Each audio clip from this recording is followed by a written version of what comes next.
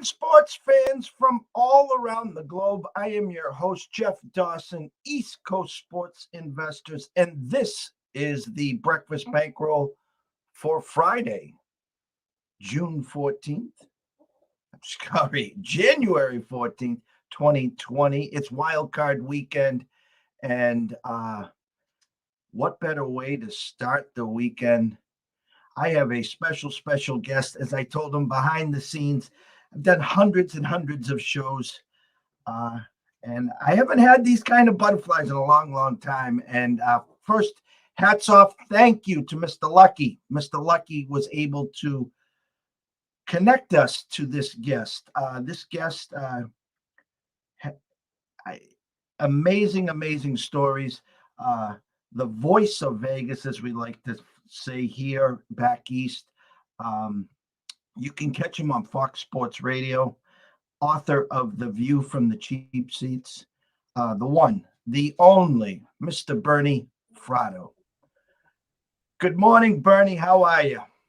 Good morning. I love your open. You were channeling your inner Adrian Cronauer from Good Morning Vietnam.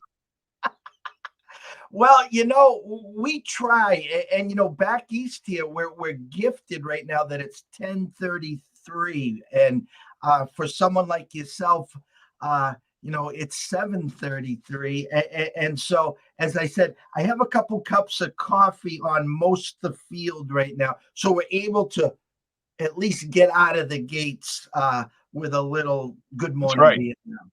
That's right. Little self-medication. Well, you guys are the home of Dunkin' Donuts. Here's a free plug. So they got pretty good coffee there, right?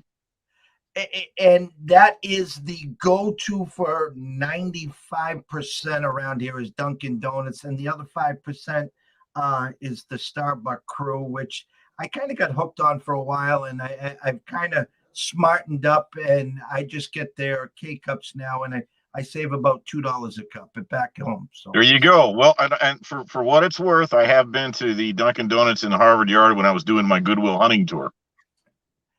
There you go. See, small world. It's all tied together, Bernie. That's right. All right. Where to start? The View from the Cheap Seats, a collection of sports stories that you've never heard before that you'll never forget. To all the listeners out here, thoughts on putting this book together, how it came together, and for the people that haven't read it, a little sneak preview. Well, first of all, it turns out that the book had written itself because I've been collecting stories for over 30 years. And I mentored under Dick Schaap, and I didn't get into this business the usual way. I came out of college, and my degree was in journalism, public relations, and communications. But I didn't really have the awareness or the consciousness or maturity to know I would want to be in this business. And sports talk radio didn't really exist in the early 80s. And I was a failed baseball player. I played 1 year in the Cincinnati Reds organization. So I was poor, and I wanted to go into the corporate world and make money. But about 10 years later, I really got the itch to want to tell these types of stories because my favorite show was Sports Reporters, hosted by Dick Schaap. And my favorite part of Sports Reporters was parting shots at the end. And so one day I called up Dick Schaap and I said, I want to write these. And we had a really nice conversation. And he says, why not? Here's my fax number. And I started faxing him, and he started using him. One thing led to another, and he mentored me, and I started producing content. And along about 1994, I approached WTK in Ann Arbor. I had just relocated to Michigan from California. And I said, I do these features. Let's create something. And I gave him a demo tape. The next thing you know, I'm writing features for the radio station, which morphed into radio shows and on to where I am today. So I kept track of all these stories, and I tell them on the air, and I tell them at banquets and such. And people have always said, why don't you write a book? And I said, I don't want to write a book. It's just not my DNA. I mean, it's not something I'm passionate to do. Finally, I relented. I accumulated about 50 of my top stories, compiled them into a book, and that's the essence of the book. It's a series of stories that I guarantee that are very unique, that people haven't heard. They're behind the scenes. And the reason I landed in that area is because one of the things I learned from Dick Schaap, first of all, I've always been a sucker for a great story. All right. There's an old saying Give me a fact, I'll learn it. Tell me the truth, I'll believe it. But share a great story, it lives in my heart the rest of my life. And Dick Schaap always taught me that, look, the box scores are important. The final results of the games are important. However, the things that people feel, the things in life that bring sports texture and depth are the backstories that involve the real people that play the games. And so that has always stuck with me, and I've always gravitated to that. And I find those are the things people enjoy most. I want to follow up in today's society, in today's platforms, sports, social media, because of the platform, because of the pandemic. Zoom became such a big thing. Everyone has now home studios. Everyone's doing so much work from home. The pioneers, the trailblazers, like yourself, going back to the 70s, to the 80s, to the 90s, to where it is today. I'm going to ask you honestly, going back to where you were, where you started, to what is going on today. Unfair, or are these younger generation just gifted because they're able to almost hit the right person, click their heel, and like on Twitter, get the right platform, and they're already getting 400,000 views because of the way social media is today, versus Right. having to go into the ring, having to dig up all this information. Back in the 80s, when I graduated high school, went to college, there were no cell phones, there was no internet. For me to get all my sports information, I bought 5 newspapers a day and Right.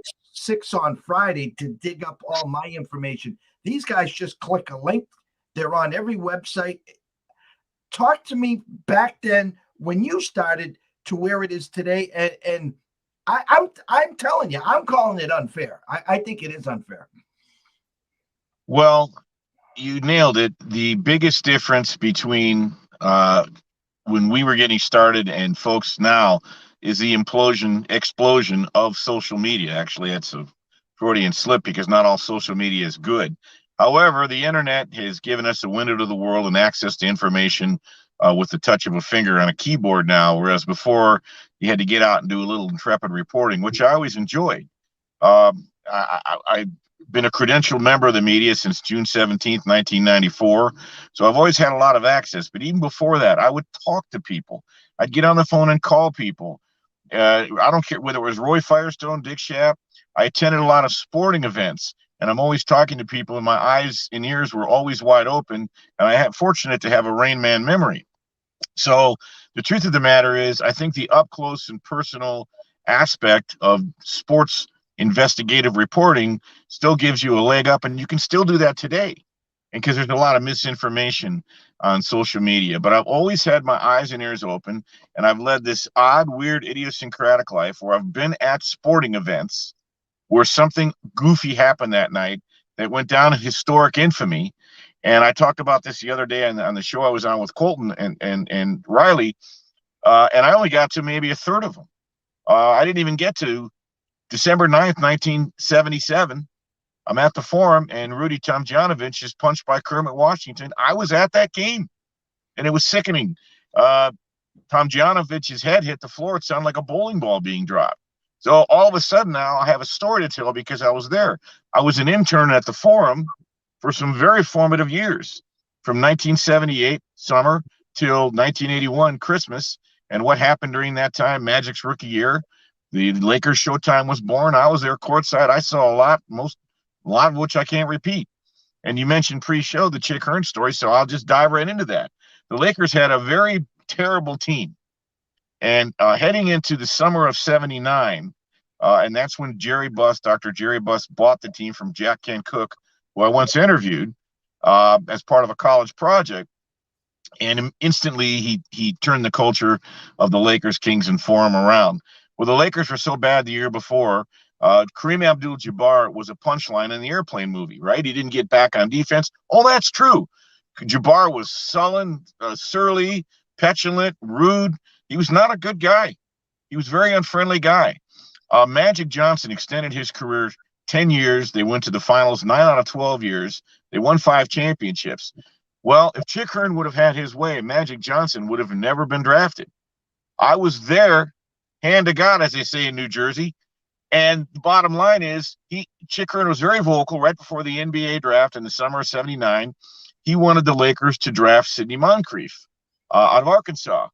And when the Lakers drafted Magic Johnson, he was livid. Didn't think he had a jump shot. Didn't think he could shoot threes. He said he, quote, lumbered gracefully. Wasn't sure if he'd make it in the NBA. And, of course, he retracted it after game 1 when they beat the San Diego Clippers. But I was standing right there, how livid he was. And so there's a story. Imagine, one of the most iconic Laker players of all time and the most iconic announcer didn't want him in the first place. I was standing right there and heard it all. You bring smile to my ears. I've been gifted here. My all-time favorite hockey player of all time is Bobby Orr. I was able to meet Bobby a couple times, introduced me to sports, and got me hooked on the Bruins. And then in came Larry Bird, and the 10 straight national NBA championships. I don't really remember. I wasn't a part of. I remember sleeping on my grandmother's couch for, I think it was game 6 of Phoenix, that triple overtime game in the finals there. I remember Johnny Most, Havlicek stole the ball. Oh, yeah. But Larry Bird, God, I talk about the NBA today, and obviously it's a part of our business. I despise it. I just think they're divas. Here's what I think, and I'll say this live on air. Jason Tatum, okay? I'm not saying he's not gifted. I'm not saying he's a great NBA player. What he cares about very simply is this: his brand, his sneaker deal, and his 2K rating. It's not about winning championships. It's not about bleeding green. It's not about the banners up there. Magic, Larry, Michael, Kobe, those guys at least drive to win. As Larry and Magic said, if you didn't beat them, you didn't join them, you just worked harder in the summer. Thoughts of those days, the real basketball days, to today? Well, first of all, there's a lot to unpack there, and there's a subtext to what we're talking about here. We just invoked a lot of names, okay? Larry Bird, Bobby Orr, Johnny Most, Magic Johnson, Chick Hearn. Here's the bottom line, Jason Tatum. We don't have royalty in our country. Our athletes and our entertainers are our royalty. We revere these people. Some we like, some we don't. But what's interesting is the opposite of love is not hate, it's indifference. If you hate an athlete or don't care for an athlete, he had to do something to inspire that emotion. You had to care. Back to accumulating information and stories. People collect baseball cards. People collect paintings. People collect coins. I collect conversations. So I had a lot of access to Gordie Howe. I had a lot of, here's just a quick example. And even Johnny Most. I believe it was the '84 All-Star game that was at the Forum. And I was there at a credential. One-time deal. It wasn't long and the short of it is Johnny Most and Chick Hearn, if you recall, did a simulcast. They were both on the broadcast. It was phenomenal. And I said, I am not leaving this building without meeting Johnny Most. And I went up to him and shook his hand. I said, Johnny, people may call you a homer, but who can blame you? And he looked at me and he says, you can't cover a team this long without developing affections. And I said, that's brilliant. That's brilliant. And that's why he was who he was. I was at the Forum. I was an intern. It was March of 1980, I think March 30th. Gordie Howe's final game in the NHL at the Forum in Los Angeles, 52 years old. He's not wearing a helmet. Grandfathered in. They had the helmet rule the year before. Gets checked over the boards by some young punk named John Paul Kelly. Lands on his head. End of the game, I'm talking to Gordie Howe. And I said, Gordie, I got to tell you, how do you feel about not wearing a helmet? He says with a straight face, I'd much rather wear a cup than a helmet because someone else can always do the thinking for you. How do you have these conversations unless you're there? And then they grow into stories and they add to the lore that is the world of sports, which we're all enamored by. So that to me is what drives us, the good, the bad, and the ugly. It's all part of the mix. You started the show. I'm a sucker for a great story. I mean, we could talk obviously for hours and hours and hours trying to get into your vault of stories. If someone just turned on our show right now, and you wanted to dig deep into the archives and give them a wow, where would you go? I'll just take a simple story out of my book that that shares with you that at the end of the day, while these coaches and players are typically 10 foot tall heroes on fields of dreams, Don Shula, here's a true story, a lesson in humility, and it's in my book. So Don Shula is vacationing in northern Maine with his wife and 5 kids, and one summer in the 70s. And they said, why don't we take in a matinee movie? So they went to a theater in the middle of nowhere, and they come walking into the movie theater. And as they enter the theater, there's only 3 people in the entire theater, and they're all in the front row. And as the Shula clan enters the movie theater, the 3 people stand up and start clapping and cheering. And Don Shula's wife looks at him and says, well, look at that, Don. It's amazing. No matter where you are, people know who you are. They love you. They must be Dolphins fans. And the guy in the front row says, lady, we have no idea who the hell your husband is. All we know is the movie theater won't start the movie until there's at least 10 people in attendance. And Shula said, it's a lesson in humility. At the end of the day, he's human just like the rest of us. And that name back here, it's kind of comical because, the Patriots made a big chase one year at the perfection. And so every year, once, every team has at least one loss, we got to get the jab. There's Don and there's the Dolphin fans popping the champagne because no one's going to catch their record for that undefeated season. And it's kind of a joke to the locals here at 98.5, to Felger and Maz and a few of the others about Don. But I go back, I remember, the battles that we had versus them, the year that we got to the Super Bowl and got, crushed by the Bears and bury the Bears and the Super Bowl shuffle. But we were we were able to beat Miami in Miami during that play. I love that team. Raymond Berry and Steve Grogan. And that was a good team. Craig James. To go Someone back, even did a song, not to interrupt you, but I'll tell you what I remember most. Someone did a very clever song they played on the airwaves from the old Shangri-La's Leader of the Pack. They did Leader of the Pats with Raymond Berry. Great song. But I digress. I have a battle, and you can settle the battle. I'm from New England, Boston, Cape Cod. I had to deal for 2 straight decades with the Pats, in Bill We Trust, Tom Brady. But in my business, there's 2 things I leave at the door: my heart and my ego, because without that, they don't pay the bills. I don't care, the saying, good teams win, great teams cover. And so it was always the chicken and the egg. Is it Bill? Is it Tom? Where you both, if you take a step back, that without each other, they wouldn't become who they were. So my all-time favorite quarterback is John Elway. He just brought something to the game that I was just in awe of. I loved him at Stanford.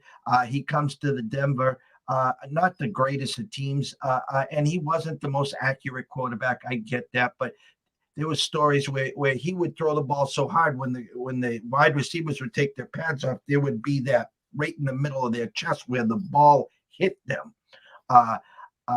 My question is, Elway, I know you won't say this. If you had to compare Elway to Tom Brady, or your number one quarterback of all time, I assume would not be Elway.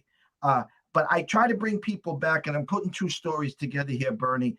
If Dan Marino, who only got to 1 Super Bowl in his second year, lose to San Francisco, played in this era where you can't play defense on these guys, he'd throw for 7,000 yards. So my question to you, quarterbacks all time, can you give us a story why and who your quarterback is? It's very tough. First of all, a guy from your neck of the woods, Bill Russell, said, don't compare eras, don't compare ghosts. It's tough to do. But I have some investment here. I was in Southern California when John Elway was in high school. I saw him in high school, Granada Hills. Saw him play, looked exactly like he did in the NFL. Saw him at Stanford. Even played minor league baseball. Played 1 year in Oneonta with the guy named Don Mattingly back in '79 in short season A. I was with WTK in Ann Arbor, which is the Michigan flagship, when Tom Brady was there. And I remember when Tom Brady was behind Brian Greasy, and he'd run the scout team and destroy the defense that won the national championship. And he'd go into Lloyd Carr's office and say, "I should be starting." And Lloyd Carr said, "Tom, I'll give you some advice. Worry about yourself." It's almost impossible because they bring different proclivities. They bring different attributes and skills. Pure athleticism, Elway was as good as anybody. He could throw a ball 80 yards. He could throw across his body. He could throw the other way. He could run. He was very smart. He could make his read progressions.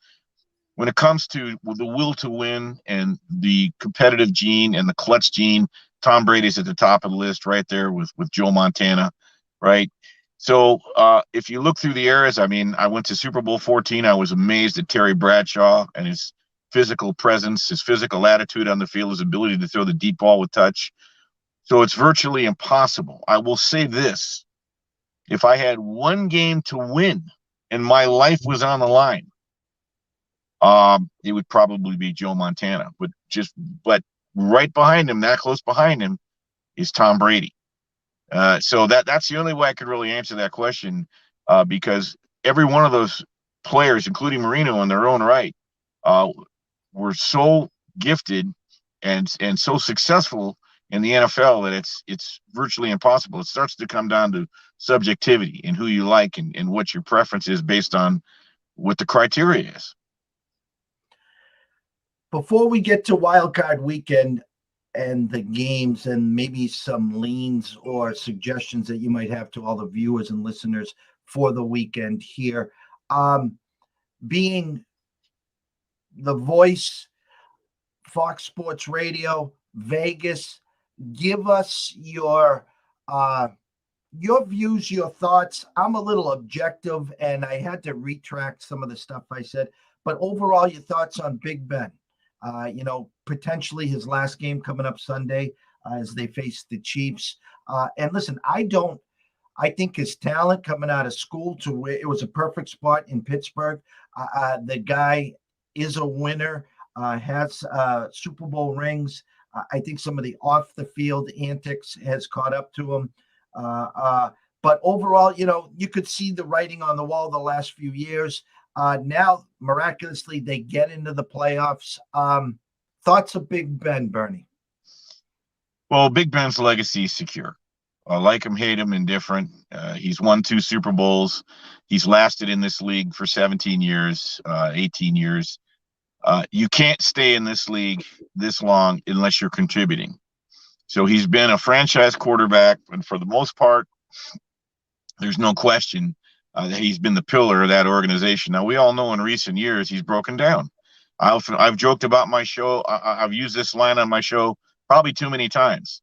If you look at Big Ben now, just watch him walk, just watch him move. The guy's been hit more than Rocky Balboa. He's had more surgeries than Joan Rivers. I mean, he's still walking. He's like Frankenstein. But you put him on the field, and you've always got a chance. And for the second year in a row, the Steelers find themselves in the playoffs. They're a double-digit underdog to Kansas City, but they're going to get on the field. They're going to compete. There's something about their DNA. Ben is a polarizing guy for multiple reasons, some of which you alluded to. He might have overstayed his welcome just a little bit, but they're in the playoffs, and Pittsburgh never had a saleable replacement. That's just clear. So I think this is finally it for him. But when they write the history books down the road, I think the history books will be kind to Ben Roethlisberger. I have to agree there. He reminds me of Fred G. Sanford or me in the morning. He does that Stanford walk, right? Louise, I'm clutching his heart. Louise, I'm coming to get you. It's the big one. It's the big one, right? Beautiful. 2 games on Saturday. Yeah. 3 on Sunday. 1 on Monday. Saturday, Raiders travel to the Bengals. I was on the Bengals early this year, and I partake in high stakes fantasy football. Was blessed to win 2 national titles in 2017. Very lucky too, which is for another day. But had the Burrow Chase combination, and I could see the writing on the wall with this team. And then in comes the Raiders, where 4 games ago they were left for dead. They win a couple games, and then they travel into Indy. No one gave them a shot to win that game, and they pull out the win there. And then they come back home to face the Chargers. The whole world pulling for the tie. Maybe a bad timeout by Staley, and next thing you know, we get the field goal, and in come the Raiders, in come the Steelers. Line opened at 6, has trickled down to 5, 5.5. Any thoughts there, Bernie?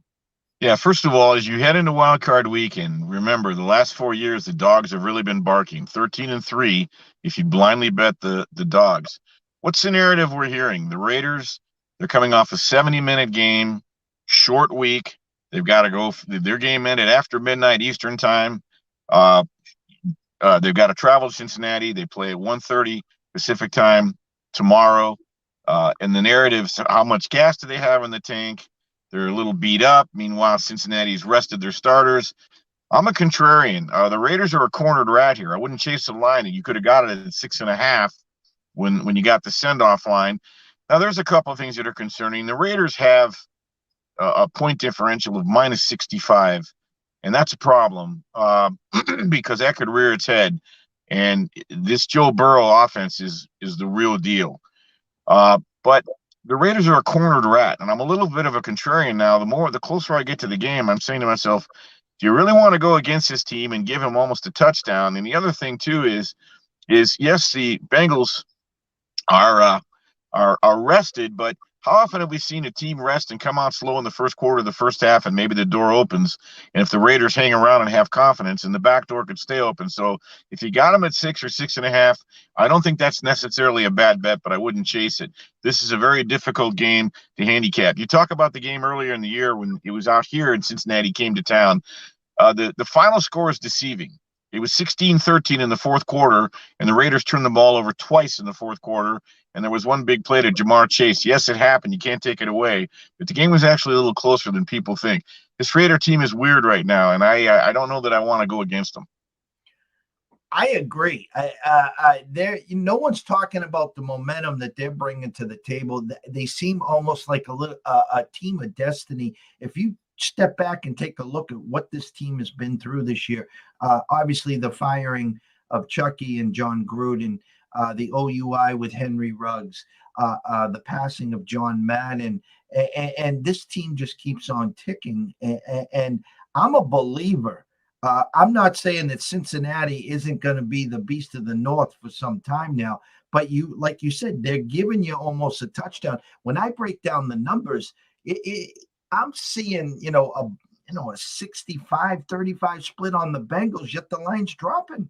So I'm almost seeing a little reverse line movement on the Raiders, which makes it intriguing. So I agree with you on that one there, Bernie. Game 2, 8:15, round 3. Pats travel to Buffalo. Not the high wins the last game that was in Buffalo, but it's going to be cold. A line that opened at 4.5 all across the Vegas Strip has jumped to 5 this morning with our friends at Circa, and under over a 44, Bernie. Who do you like in round 3? Well, one thing you have to be cognizant of, Mac Jones, who I love, is making his first start ever in the playoffs. And whenever a rookie makes a start in the playoffs for the first time, they're only 6-17 against the number. But where I'm looking to in this game is actually the over. I bet it at 43.5. Yes, it's going to be 3 degrees, but there's not going to be wind. And so I think once these offenses get going, they'll be okay. Ever since Buffalo got embarrassed Week 13 when the Patriots just ran the ball right up there, took us, their offense has been rolling. They're averaging 27 points a game since, and something's happened to the New England defense. They went from allowing 16 points a game to now they're allowing 26 points a game in the last 4 games. The long and short of it is this feels like it's a Buffalo win, and it feels like Buffalo could hang that number and win something along the lines of a 28-21, 27-20. I think it goes over the total. I think there's going to be points. And I like where your head is there because I think the Patriots team total is at 20 and a hook. And actually, yeah, Vegas initially had this game 24-20. So I think the Patriots number is still 20 or 20 and a half. A team that's 1-3 their last four that had the number one seed right in front of them and lose to the Colts, lose to the Bills, beat up on the Jags, and then Miami last game of the year sticks it to them. Sunday, there's 3 games, and I know that we're getting a little short on time here. So instead of breaking them all down, do you have a solid number one play on Sunday, or anything you really, really are seeing and liking, Bernie? Well, my number one play would have been Tampa Bay when it was -7. It's the one dog I'm not going to grab. Philly's going to bring a heavy RPO playbook against one of the top stop run units in the game in Tampa Bay. Tampa Bay is going to pack the box. They're going to put Jalen Hurts in a vice. I like Jalen Hurts. He ran for 784 yards this year, but unless he can contribute with his legs, they're going to force him into winning the game with his arm. And I don't think he's an experienced enough pocket passer in a playoff game. I think you're going to see an angry, focused Tampa Bay team. This is just simply a bad matchup for Philadelphia. I also would look to Arizona +4.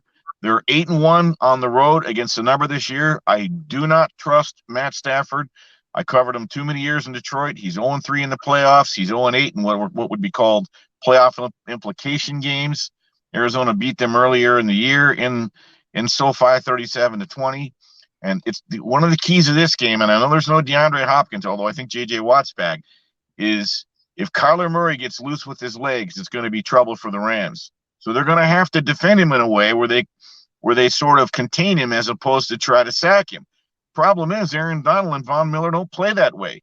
They're going to chase him and try to hit him. So this is a very interesting game, and I would lean to the points. I would also probably put half a unit on the Steelers +13.5 at Kansas City. Kansas City hasn't exactly been a cover machine at home. And they're also 28th against the run. If the Steelers can hang around, they'll make it interesting. So that's a lot of points in a playoff game. Other than that, I say proceed very, very cautiously this weekend because any one of these matchups could end up in an upset. Even Pittsburgh, although I think it's a very slim chance. That's the one game I'd be shocked if Kansas City won. But, you've got to be very careful because anything can happen in the NFL as we've seen this year. In closing, I'm going to put you on the spot. Super Bowl matchup and winner. Green Bay and Tennessee, with Green Bay winning. I feel strongly. Yep. Go ahead. They're going to get Derrick Henry back. Tennessee is. I've liked the DNA of that team for a long time. They're going to be an extremely tough out. They play complementary football. There's not really one thing they do great, but they do everything well and they're physical. I can't see anybody going into Green Bay and Lambeau beating this Packers team that is getting healthier. They're getting Bakhtiari back. They're getting Jair Alexander back. Aaron Rodgers, his toe is going to be all right on down the line. Tampa Bay went in there and beat them last year, but they were much healthier last year. Tampa Bay's banged up this year. They're missing some pieces that they didn't have last year, or that they had last year that they don't have this year. The Rams can't go into Green Bay and win. I don't think Arizona, a hothouse team, can go into Green Bay and win. I certainly don't think, and whoever I've left out, not Dallas, probably San Francisco, maybe, but they got to get by Dallas. And I know San Francisco's a trendy pick this week, but I'm not so sure. But I like Green Bay to win it over Tennessee. I love where your head is there. Tennessee, the number one seed, not getting any talk, any love. The fact, as you said, Henry could and should be back. A week off. Only 2 teams get the week off. That's the Packers and Tennessee. It gives them an extra leg up there. I compared Rodgers back to Elway, and we're circling back here. In their career, Rodgers gets the 1 Super Bowl early, gets beat up by the 49ers 2 years ago, has an opportunity as the 1 seed last year, gets beat by Tom. Now, 10, 11 years later, here's his chance. I've said now for a couple of weeks, Packers by default out of the NFC. In August, we were on the Niners for the NFC. I still have hope. I think they're the one team that can go into Green Bay and cause some fits. But they could. like you said, they're a big public trendy dog this week, and we know what happens to those, and they usually don't do well or fare well. So we'll have to see there. I can't thank you enough. I could talk for hours, and I know I would get in trouble on your side, not my side, on your side. No, I'm good, man. I'm good. Yeah, no, I'm good. Catch Bernie. Actually, run over to Amazon, The View from the Cheap Seats, get the hardcover. An amazing follow on Twitter at Bernie Fratto. You can also catch him on Fox Saturday night at 11 p.m. Pacific time, Fox Sports Radio, hosting Straight Out of Vegas. Cannot thank you enough. Can't thank you enough to come on, talk some stories. And I'm smiling. I'll be smiling ear to ear. You brought so many good memories back to me. And I just hope someday we can get back together and talk some more stories. And you're a breath of fresh air in these lanes, Bernie. We can't thank you enough. Well, it's a privilege. Thanks for having me today. And Boston's one of my favorite towns. I was just there a couple years ago. I know the city very, very well. I never miss a chance to get to know names. Never miss a chance to get to legal seafood. That's the touristy place, of course. But, you know, whether it's the Faneuil Hall, Freedom Trail, Boston Common. And like I said, I did do the official Goodwill hunting tour. I even went to Foley Field, for crying out loud. So anyway, good to be with you. Next time you're in Boston, give me a heads up. Yeah, absolutely. And I would love to take you down to the North End. I have some good buddies down at Strega and a few other spots. Maybe we can go to Strega for some nice Italian food, and then we'll head over to Mike's or Modern Pastry for a cannoli, and then we'll end up. And I've been there. I've been there. Swear to God, hand to God, as they say in New Jersey. Thank you. From myself, Jeff Dawson at East Coast Sports Investors, the Breakfast Bankroll, Bernie Fratto at Fox Sports Radio. Follow him at Bernie Fratto. Catch him tomorrow night, 11 p.m. Straight Out of Vegas, Fox Sports Radio. You got it from him. Packers, Titans. Gather it up, cash some tickets, and when you do cash those tickets, remember who told you so. Thank you so much from the Breakfast Bankroll. Have a blessed day, a better weekend, and we will catch you next week. Do my best to Matt Damon and Ben Affleck.